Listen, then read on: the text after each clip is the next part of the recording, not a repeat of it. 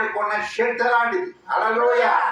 ఆ బలమును మనం పొందుకున్నప్పుడు మాత్రమే మనము కూడా బలవంతముగా శక్తి కలిగిన వారిగా నడవగలుగుతాము, సాగగలుగుతాం, కలవరాలను జయించగలుగుతాం. హల్లెలూయా. అందుచేత ఆ భక్తుడు అంటున్నాడు, నా బలమా, నాకున్న బలమా కాదుగా. అంతకు మునుపు నీ బలమును గూర్చి నేను కీర్తిస్తానన్నాడు.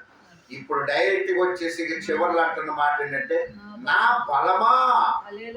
చూసారా, నా బలమా, నా బలమైన నిన్నే నేను ఆరాధిస్తున్నాను. తన బలాన్ని ఎంచుకోవడం లేదు, తన జ్ఞానాన్ని ఎంచుకోవడం లేదు, తనకున్నటువంటి తెలివితేటలను ఉపయోగించుకొని ఇది నా ద్వారా, నా తెలివిని బట్టి, నా వివేకాన్ని బట్టి, నా బలమును బట్టి అని చెప్పడం లేదు ఇప్పుడు. ఎందుకంటే మానవ శక్తి కొంతవరకే, దేవుని శక్తి నిరంతరము నిలిచేంత వరకు. హల్లెలూయా. కడవరకు నిలుస్తుంది ఆ బలం. అట్టి బలము చేత మనము నడిపించబడుదుము గాక.